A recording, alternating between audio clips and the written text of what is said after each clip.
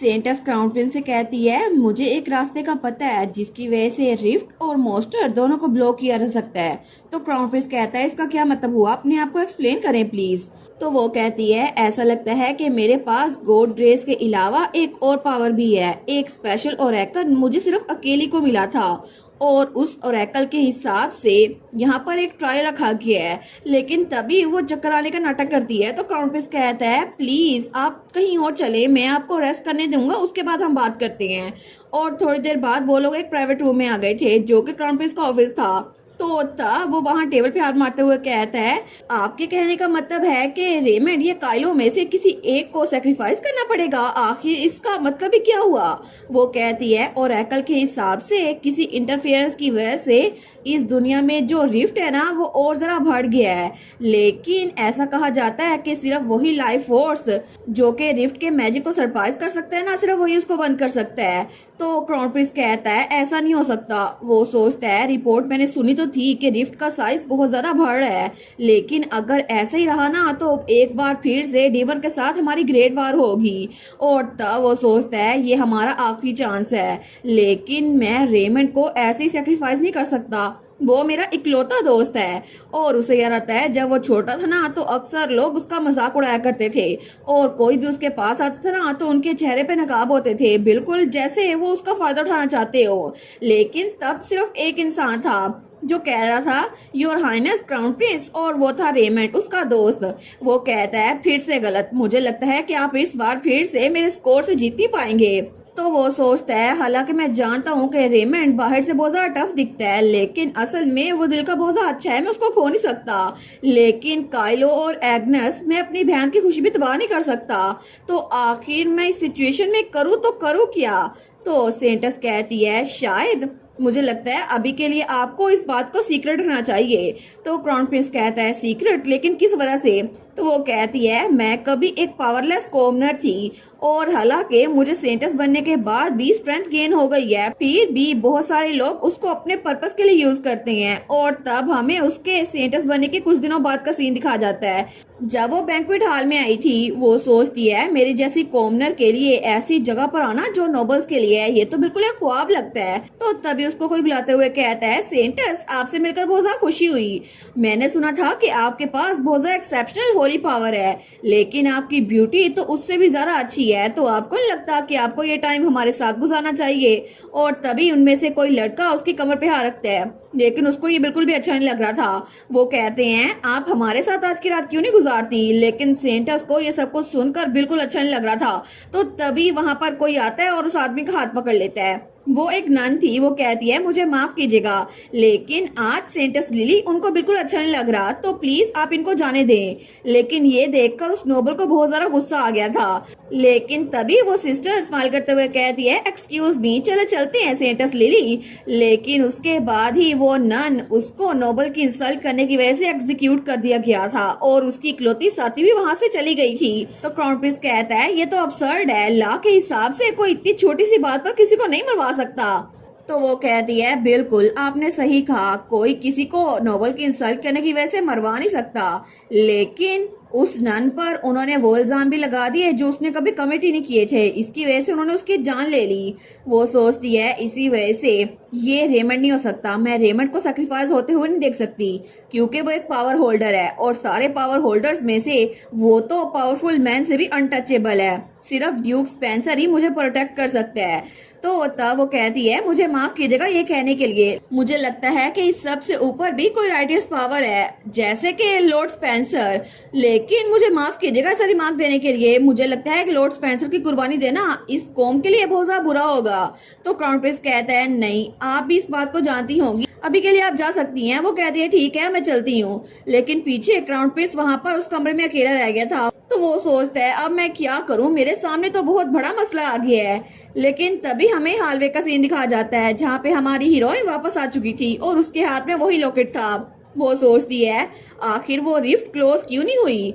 मुझे लगता है कि मैंने कुछ नजरअंदाज कर दी है, आखिर फर्स्ट एम्परर ने रिफ्ट को कैसे सील किया था। तो तभी उसके सामने फर्स्ट एम्परर का पोर्ट्रेट था जिसके हाथ में छड़ी पकड़ी हुई थी। वो सोचती है, ये मैजिक स्टोन, इसमें तो मल्टीपल कलर्स है ना, लेकिन क्या ऐसा हो सकता है कि फर्स्ट एम्परर ने कई ज्यादा कलर्स मिक्स करके ये रेनबो कलर बनाया हो, क्या पता उसमें ये पर्पल कलर भी शामिल हो। तो तब वहां से जाते हुए सोचती है आखिर में मुझे इसको खुद ही ढूंढना पड़ेगा, मुझे लगता है मैं इसको ढूंढ लूंगी। लेकिन थोड़ी देर बाद जब वो लाइब्रेरी में आई थी ना, वो सोचती है मैंने ये कह तो दिया था इतनी कॉन्फिडेंटली, लेकिन आखिर में एक स्टोन के बारे में जिसको पहले कभी किसी ने नहीं देखा, इतनी बड़ी लाइब्रेरी में कैसे ढूंढूंगी। और वो बेचारी सोचती है मैं अभी तो बैटलफील्ड से वापस आई हूँ, मेरे पास तो टाइम भी नहीं था रेस्ट कर सकूं, फिर भी मैं आज के आज कुछ ना कुछ ढूंढ के रहूंगी, देखते हैं मुझे क्या मिलता है। और तब शाम भी हो चुकी थी और उसके पास बहुत सारी बुक्स पड़ी हुई थी। वो सोचती है मुझे लगता है कि आज का दिन भी खत्म हो गया है, फिर भी मुझे इस बारे में कुछ नहीं दिख रहा। लेकिन तभी उसके बिल्कुल साथ एक बुक पड़ी थी। वो कहती है ये वाली बुक यहाँ पर पड़ी थी, तो वहां पर वो बुक उसको कुछ जानी पहचानी लग रही थी। वो सोचती है जरा इसको भी देख लेती हूँ। लेकिन जैसे उसने उस बुक को खोला था ना, उसको फर्स्ट एम्पर के बारे में कुछ मिल गया था। वो सोचती है ये तो फर्स्ट एम्पर का मैजिक स्टोन इसके बारे में लिखा हुआ है ना। फर्स्ट एम्पर वो तो ग्रेट मैजिकल पावर के साथ पैदा हुआ था, उसने अपनी मैजिक पावर को एक और में बदल दिया, जिसकी वजह से उसने ये रेनबो कलर का मैजिक स्टोन बनाया था। लेकिन ये वायलेट कलर का स्टोन जो मेरे पास है ना, ये उनकी आईज के साथ मैच करता है, तो इसी वजह से मुझे लगता है शायद इसके साथ कुछ और मैच किया गया होगा, जिसकी वजह से रेनबो कलर का स्टोन बना था और उसके बाद रिफ्ट क्लोज हुई थी। शायद ऐसा ही कुछ हुआ हो। लेकिन यहाँ पर ये वाला पेज ये तो कम्प्लीटली इरेज किया हुआ है। लेकिन खैर मैं फादर से जाके पूछ लेती हूँ, वो भी रॉयल फैमिली से ही हैं। तो तब दूसरी तरफ हमें डाइनिंग रूम का सीन दिखाया जाता है, जहाँ पे एम्पर और क्राउन प्रिंस इकट्ठे खाना खा रहे थे। तो क्राउन प्रिंस कहता है मेरे पास आपको रिफ्ट के बारे में बताने के लिए बहुत कुछ अर्जेंट है, अगर हमें रिफ्ट को सील करना है ना। लेकिन तभी दरवाजा खुलता है तो क्राउन प्रिंस उस तरफ देखते हैं, तो वहाँ पे हमारी एग्नेस थी। तो उसका फादर कहता है ओ मेरी प्यारी बेटी तुम वापस आ गई, क्या एक्सपेडिशन जरा मुश्किल थी, कहीं तुम्हें चोट तो नहीं लगी।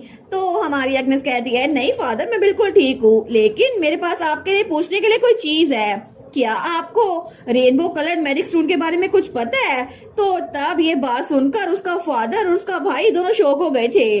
वो सोचते हैं इसको इस बारे में कैसे पता चला।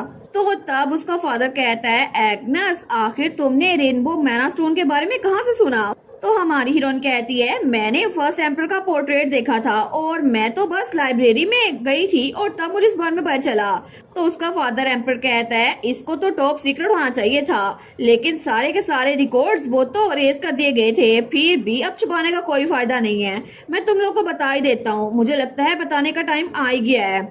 तो तब वो बताता है कि पिछली बार जब इतनी बड़ी रिफ्ट ओपन हुई थी ना, तो इस सारे कियोस में फर्स्ट एम्परर ने अपना माना प्योर पर्पल माना स्टोन में मर्ज किया था और उसकी वजह से रेनबो कलर का माना स्टोन बना था। लेकिन उसी वजह से वो माना स्टोन उसने रिफ्ट को बंद कर दिया। इस तरह फर्स्ट एम्परर ने एम्पायर को प्रोटेक्ट किया। लोग तो ये भी कहते हैं कि जब तक फर्स्ट एम्परर का माना स्टोन एग्जिस्ट करता रहेगा एम्पायर वो खड़ा रहेगा। लेकिन फर्स्ट एम्परर उसने जल्दी अपनी आंखें बंद कर ली, फिर भी किसी को पता नहीं चला उसके मरने के बाद वो रेनबो माना स्टोन कहाँ गायब हो गया।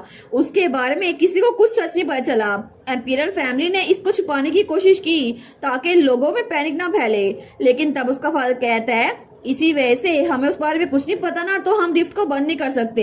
लेकिन बहुत सारे लोग को ऐसा लगता है कि फर्स्ट एम्पर के मकबरे में माना स्टोन वो छुपा हुआ है और शायद उससे क्लूज भी हो सकते हैं। बहुत सारे लोगों ने वहां जाने की कोशिश की, लेकिन कोई भी फाइनल थ्रेशोल्ड तक पहुंच नहीं पाया।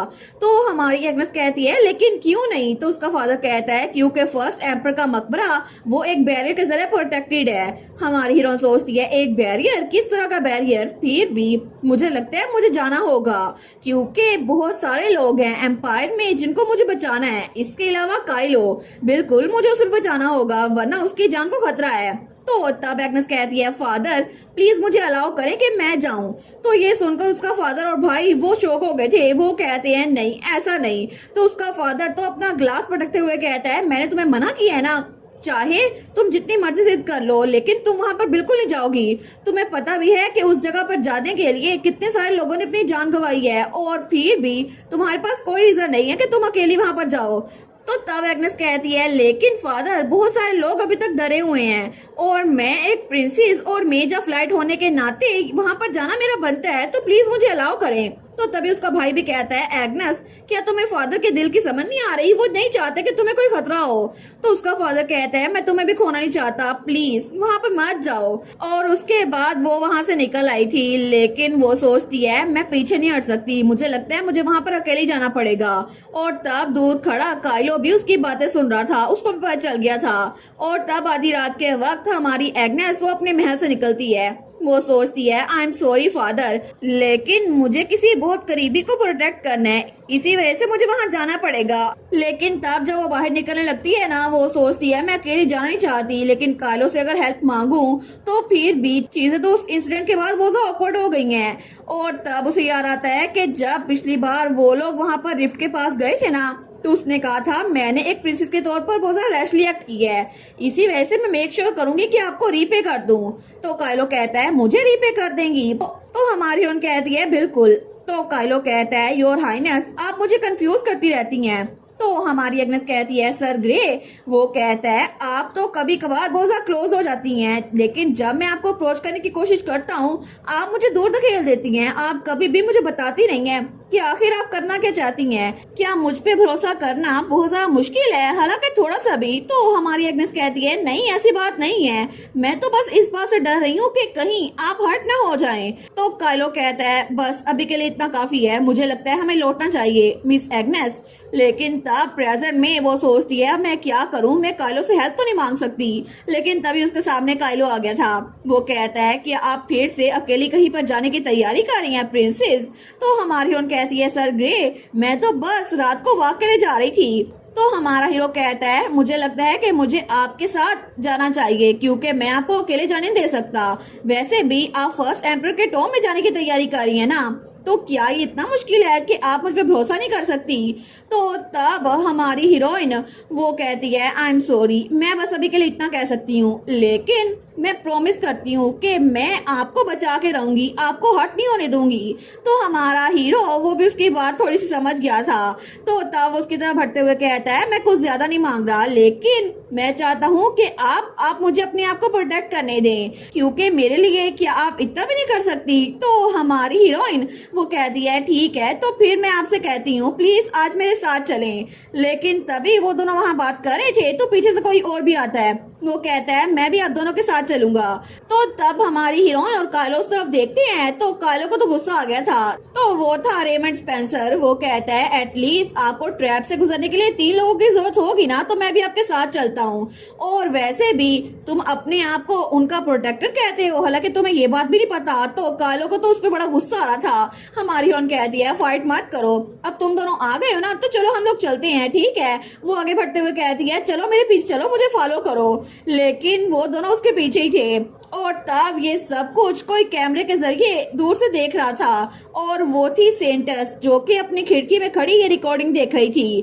तो तभी पीछे से कोई कहता है जस्ट एज एक्सपेक्टेड वो लोग यहाँ से निकल चुके हैं। तो सेंटस कहती है बिल्कुल मुझे भी ऐसा लगता है। और तब पीछे एक लड़का खड़ा हुआ था जिसके ग्रीन कलर के बाल थे। तो तब वो स्माइल करते हुए कहता है ऐसा ही है, क्योंकि इस बार मुझे लगता है कि कुछ ना कुछ जरूर होगा, वो तीनों सही सलामत तो वापस आ नहीं सकते।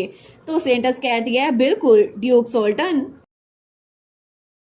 और इसी के साथ ये वाला पार्ट यहीं पर ख़त्म। तो आप लोग बताइएगा आप लोग को ये पार्ट कैसा लगा, और वीडियो को लाइक और चैनल को सब्सक्राइब लाजमी कीजिएगा। बाकी वीडियोस का लिंक भी स्क्रीन पर नज़र आ रहा होगा, तो काइंडली उनको भी चेकआउट कर ले। और thank you so much for watching my videos. Stay safe, bye bye.